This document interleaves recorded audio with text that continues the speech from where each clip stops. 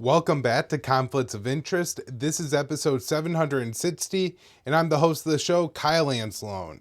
Apologies for missing the Wednesday episode of Conflicts of Interest and the Kyle Anzalone show. Just as I was beating the cold that I had for that past week, I came down with, seemed like maybe a flu or something like that, and I was really feeling terrible on Wednesday and just had no ability to come on here and talk to you guys, which I really wanted to do because there's so much news happening right now. So this show might be on the little short side again, but I had to get on and talk about at least some of the things going on. I will put out another episode of Conflicts of Interest tomorrow to at least wrap up some of the stories from the week that I've just missed on, and then we will be back with the Kyle Anzalone show next Monday at 4:45 as normal. So for everybody listening, I have a couple requests. The first is it's fundraising time at the Libertarian Institute, and so if you can head on over to the Institute and make a donation, that would be very helpful to our organization in our battle against the war state. Now, if you make it's a fairly sizable donation, but if you make a large donation, you could get your assigned copy of Provoked, Scott Horton's new book on the war in Ukraine. And so I really recommend you check that out. And then subscribe to the Kyle Anzalone show. That's the first link in the show notes page. Subscribe, share this show. It's hosted at the Libertarian Institute. Repost on the blog at antiwar.com, YouTube, Rumble, or Odysee for the video version of the show. And then you can always follow me on Twitter to keep up with all my work. Even when I don't put out shows, I have been doing some writing. And so I've been putting that all on my Twitter account. All right, everybody, let's get into it today. Starting off here, this one I wrote for the Institute on February 17th. Most Americans believe U.S. aid is wasted or stolen. So a new poll found that most Americans believe much of the money the U.S. sends overseas is stolen through corruption or wasted, while just over 1 in 10 Americans thought the funds reached their intended target. The poll by Public First for the Financial Times found that 60% of Americans thought U.S. aid was wasted on corruption or administration fees, while only 12% of Americans believe the aid is well spent. The poll comes as the Trump administration is attempting to eliminate USAID and move the agency's remaining functions under the control of the State Department.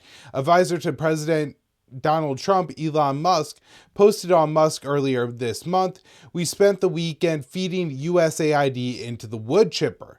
Musk and many people in the Trump camp who are advocating for the abolishment of USAID are arguing the agency's programs are often directed at promoting a left-wing agenda, and so they're complaining about, the money goes to the trans orchestra in Bangladesh or the lesbian choir in Peru, the LGBT community of some remote region of Mexico, right? And these are all the things that the U.S. government is spending money on. And I think the American people rightfully look at something like that and are just like, we have enough problems here at home. You're claiming that there's like a genocide of trans people here in the United States, and yet you're sending all this money abroad to promote trans community in other countries. Why not focus on communities in America? I think that's the way a lot of Americans think on issues like this. And when they hear, that we're sending a large sum of money, and, if it was a couple $1,000s, that'd be one thing, but it's often, 6-7 figures amounts of money that we're sending here, more money than most Americans will make in a year. They think, we could probably spend our tax money better than this. And so I think that message that Trump and Musk are really sending to the American people resonates well. Now, USAID has also been used by Washington to facilitate regime change operations or to prop up governments that comply with White House demands. And so the president of El Salvador explained why many governments oppose USAID distributing assistance in their country. He wrote on X, "Most governments don't want USAID funds flowing into their countries because they understand where much of that money actually ends up. While marketed as support for development, democracy, and human rights, the majority of these funds are funneled into opposition groups, NGOs with political agendas, and destabilizing movements. And of course, even if you're giving money to what says a choir or an orchestra, where that money actually ends up, who's getting that money, is going to, cause those people to maybe take up political issues that would make sure they continue to get that funding. And so a lot of this is going on. Now, it's unclear which portions of the USAID budget, or maybe none of it, hopefully, ends up in the State Department. Now, there are a limited amount, and I think probably most Americans realize this, of the USAID funds that actually gets to worthwhile projects. And these are the ones that have been brought up time and time again in the U.S. media over the past few weeks. Distributing HIV medicine to people in Africa is a big one, right? And certainly, I don't have really an opposition to this. If this is what USAID was doing, if they were just providing money to people in Africa to get AIDS treatment, even as somebody who's a principled libertarian who really wants to cut down the size of the U.S. government, there are plenty of places I want the U.S. money to stop before the, actual medical care for people. But that is a very, very small fraction of the USAID budget. And so Chris Murphy, in an attempt to defend USAID, actually discussed some of the more nefarious elements of the operations the organization conducts. So he says, USAID chases China all around the world, making sure China does not monopolize contracts for critical material and port infrastructure all around the world. It supports freedom fighters everywhere in the world up until yesterday, delivering firewood to the brave Ukrainian defenders on the Eastern Front. And so many Ukrainian and Russian outlets that are critical of Russian President Vladimir Putin almost instantly faced funding shortages after the USAID funds were frozen. The Washington Post reported last week, and we had previously covered this on the show, the suspension of USAID has had a dramatic effect on both Ukrainian and Russian what they call independent news outlets that relied on the grants to operate and produce words often critical of their governments, and not words that are critical of the government in Kiev, or at least not the current one. So this is interesting that this is where the polling is. And again, I hope a large portion of the USAID budget ends up getting cut here. But my concern is that they're going to basically just lop off the portion that is wasteful towards left-wing causes and keep the rest. I think that's probably what, USAID is most likely to do under the control of the Marco Rubio State Department. All right, next up here, this is good news. So this is Dave DeCamp, February 19th, antiwar.com. Report Hegseth orders Pentagon to make sweeping budget cuts. So Secretary of Defense Pete Hegseth has ordered Pentagon leaders to develop plans to make sweeping cuts to the Defense Department's budget, the Washington Post reported on Wednesday. According to a memo obtained by the Post, Hegseth calls for an 8% cut to the Pentagon budget each year for 5 years. The Pentagon budget for 2025 is about $850 billion. An 8% cut for 5 years would bring it down to roughly $560 billion, a reduction of $290 billion. And certainly, I think far more could be cut. If you read, we've been writing some great articles for years, but particularly in the recent couple of months, by David Stockman, who was a budget director under Ronald Reagan. And what Stockman argues is that we could really get the military budget cut in half.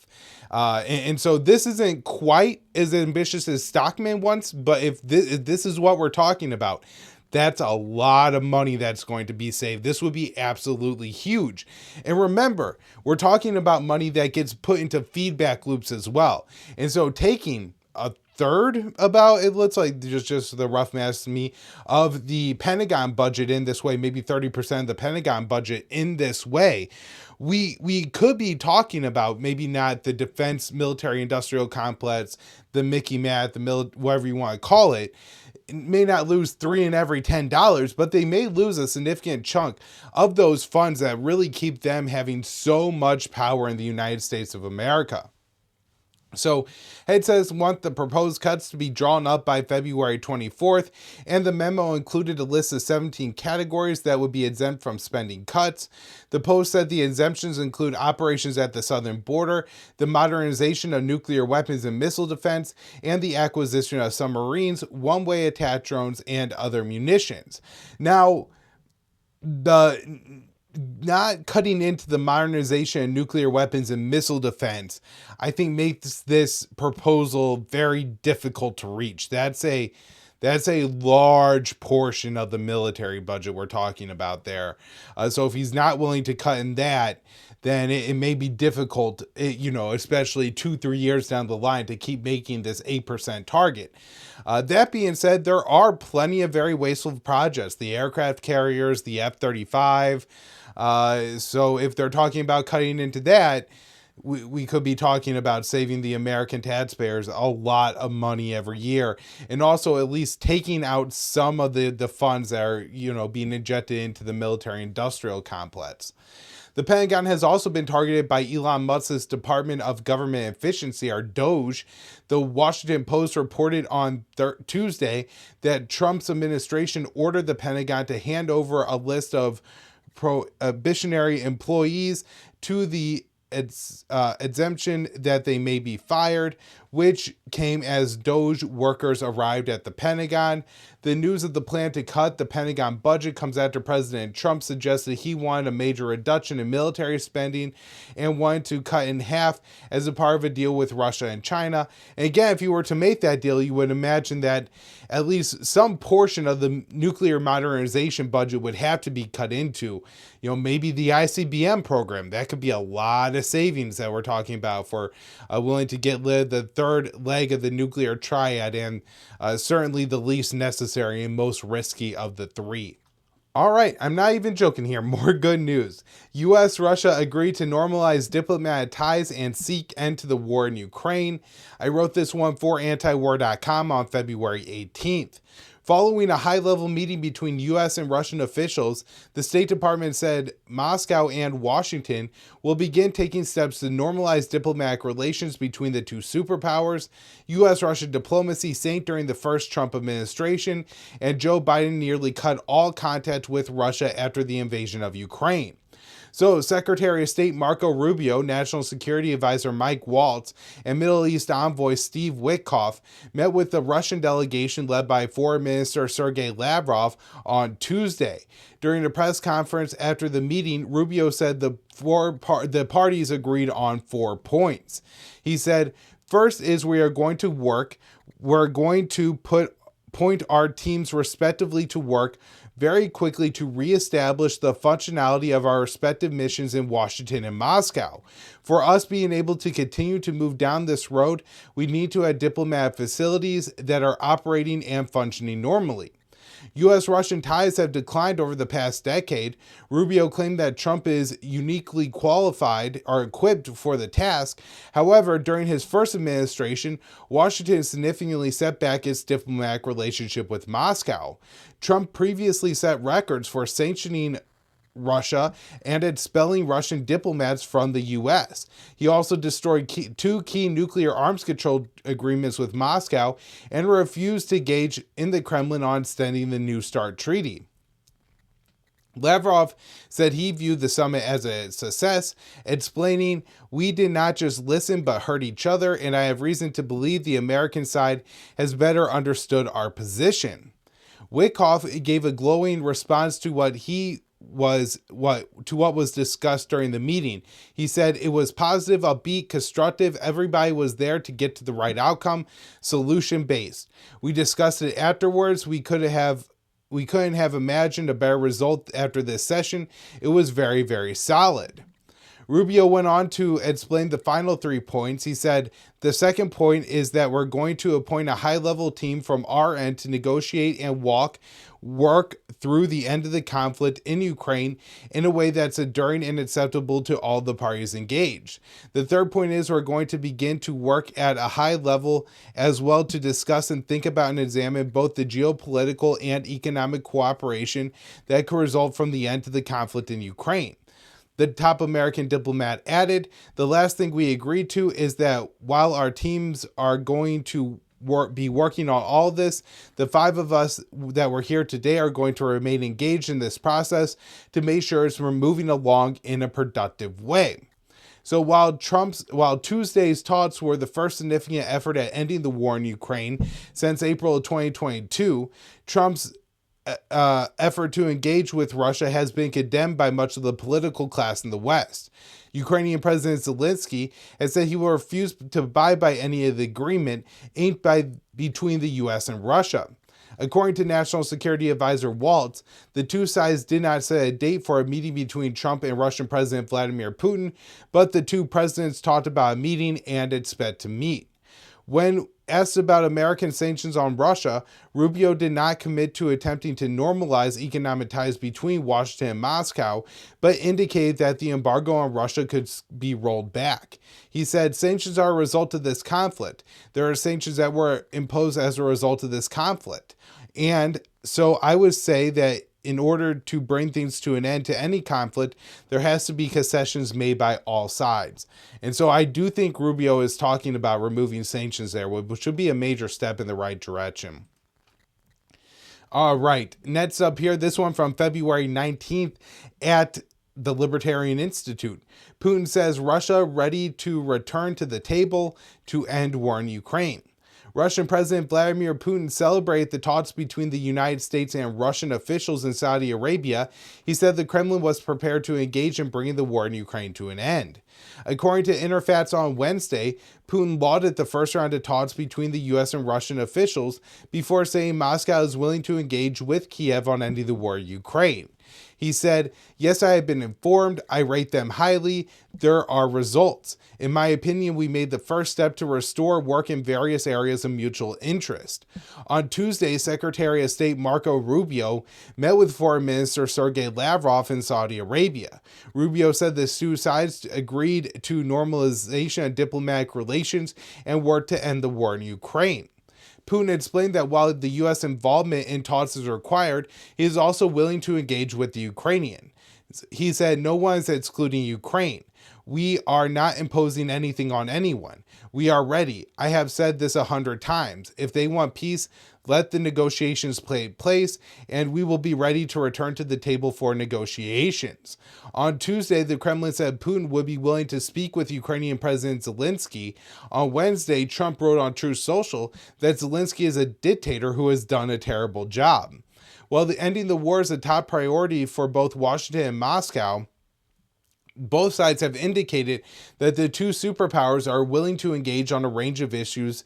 And I think this is a positive thing. I think, especially if you read Scott Horton's book, Provoked, but generally what we talk about in this show and what we talked about in the Ukraine war is that, it's really in the context of a lot of Western aggression.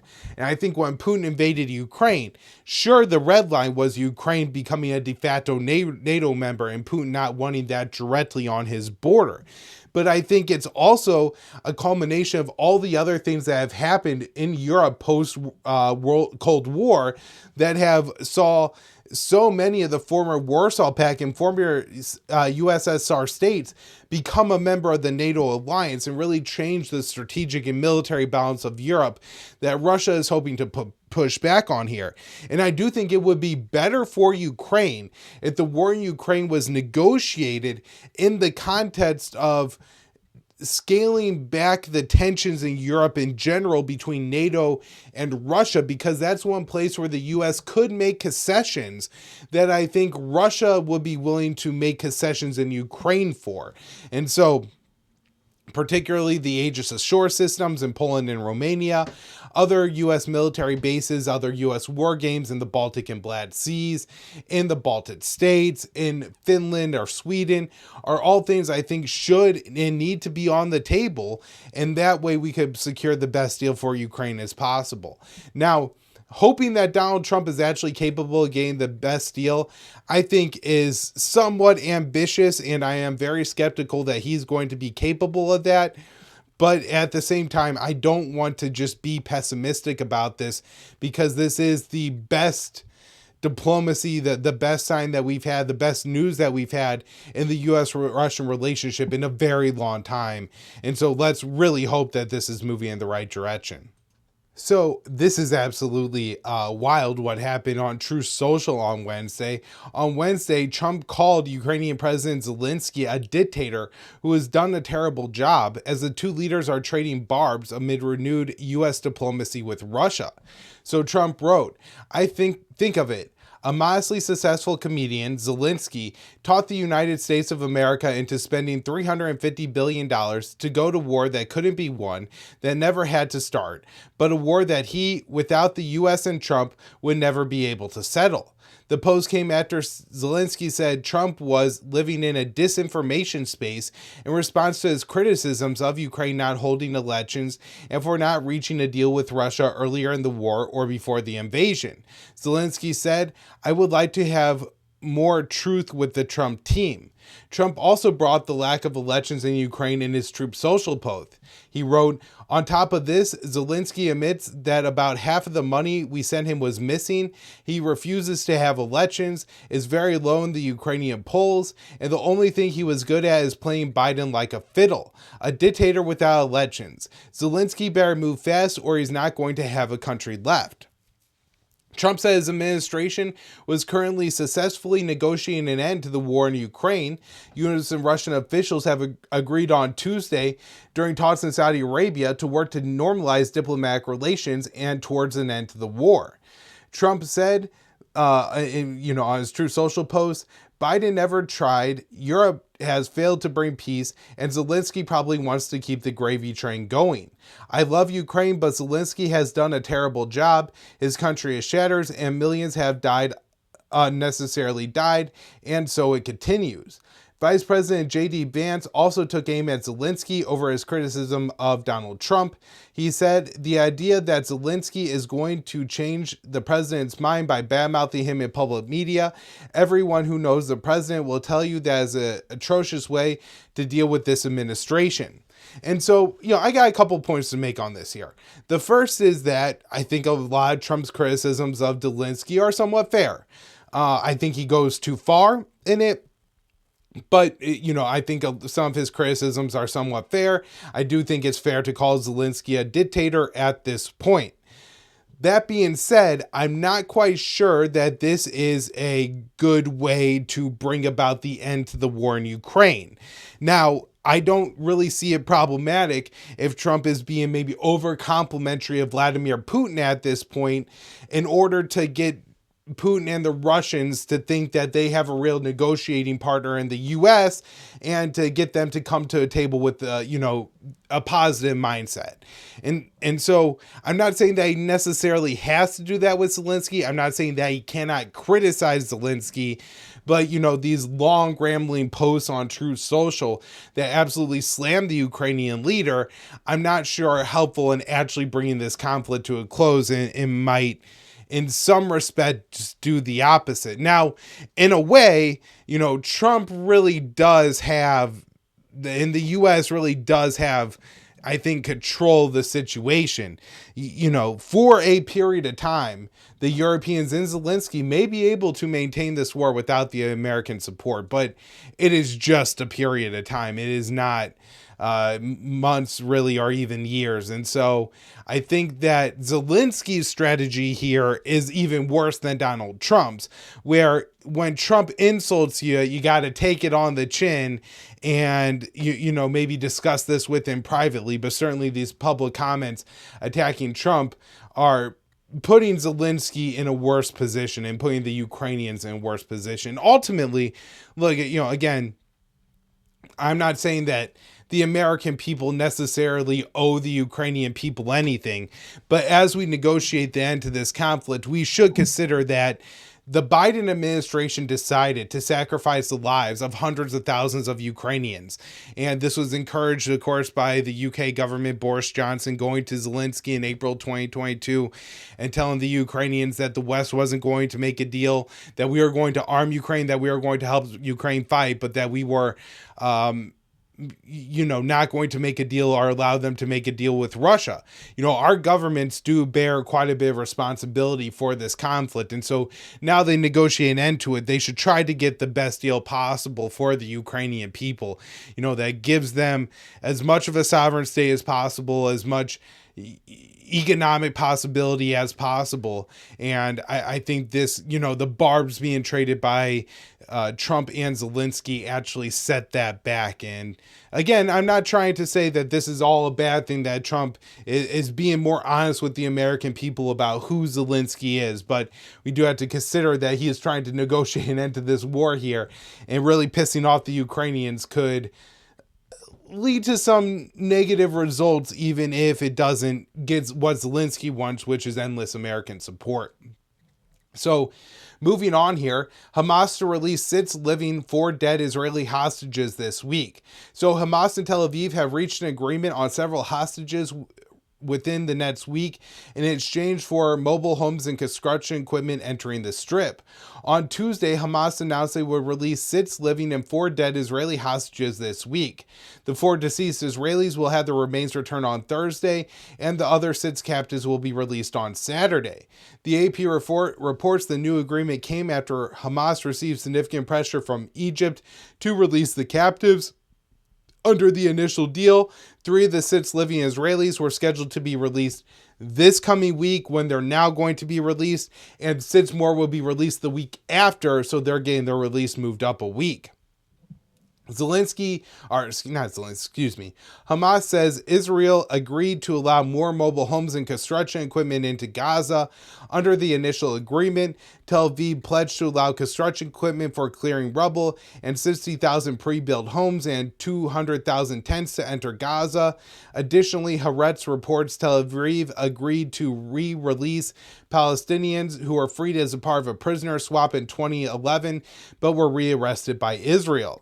Israeli officials confirmed the new deal with Hamas. The source added that Israel expects 4 dead hostages to be released next week. And so the dead Israelis include 2 Babas babies, aged 4 and 9 months. Cute kids. Absolutely horrific that they are dead. They were, when they were taken by Hamas, the armed Palestinian group says they were killed by an Israeli airstrike. I don't know what the truth is on how they died. Maybe we will find out the truth. My understanding is they died in either October or November of 2023. And so I'm not sure how possible that is going to be, or what of these children is actually going to be returned. However, we did have Israeli outlets report that Israel used multiple bunker-busting bombs to target Hamas in tunnels below Gaza. Tel Aviv knew the large bombs would recreate a chemical reaction that would lead to the death of those in the tunnels, and some Israeli hostages were killed by asphyxiation. And so, again, it doesn't say for sure that's what happened here. It is saying that this has happened in the past. So President Donald Trump quickly escalated his rhetoric. He said he would support Tel Aviv breaking the ceasefire and unleashing... the ceasefire deal has been in jeopardy of failing over the past week. Israel has largely failed to allow the aid into Gaza, according to Israeli officials. That Israel just isn't doing what they need to do, particularly the mobile homes, the tents, and the construction equipment, while Hamas has so far upheld its end of the deal in releasing the hostages. The armed group did threaten to pause freezing Israeli captives until Tel Aviv abided by the deal. President Donald Trump quickly escalated his rhetoric when Hamas did that. He said he would support Tel Aviv breaking the ceasefire and unleashing hell on the Palestinians if all Israeli hostages were not released by Saturday at noon.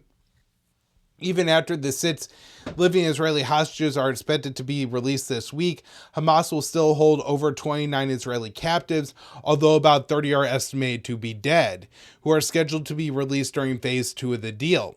However, the deal appears increasingly less likely to reach its second step.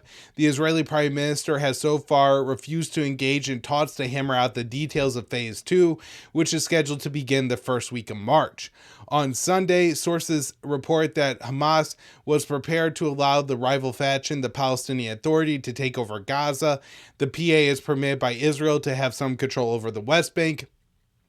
Prime Minister Benjamin Netanyahu quickly rejected that proposal, saying the PA or Hamas would not be allowed to control Gaza, adding he is committed to President Trump's proposal to ethnically cleanse the Palestinians from Gaza.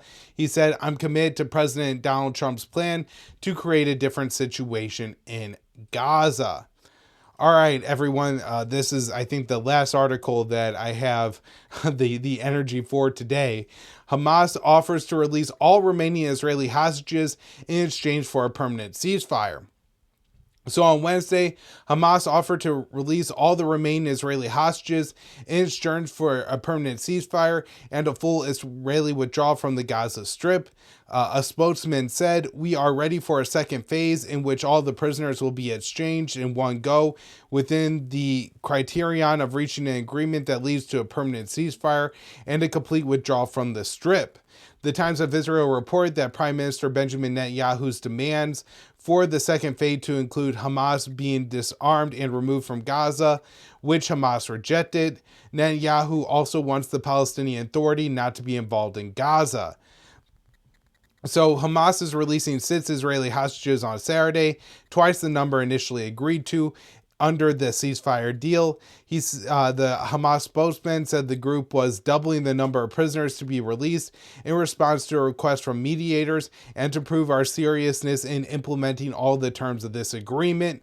My concern here is that Israel is not concerned. They're just trying to get as many of their hostages back as possible, and then the bombing will resume. All right, everybody, that's the show for today. Thank you all so much for being patient with me while I've been sick over the past couple of weeks. I am going to put out another show tomorrow morning, again, trying to do like a recap and catch up on all the news from the week. And then hopefully next week I'm back to full strength and we're back to Conflicts of Interest Monday morning, Kyle Anzalone show Monday afternoon. Thank you all for tuning in, and another show later this week.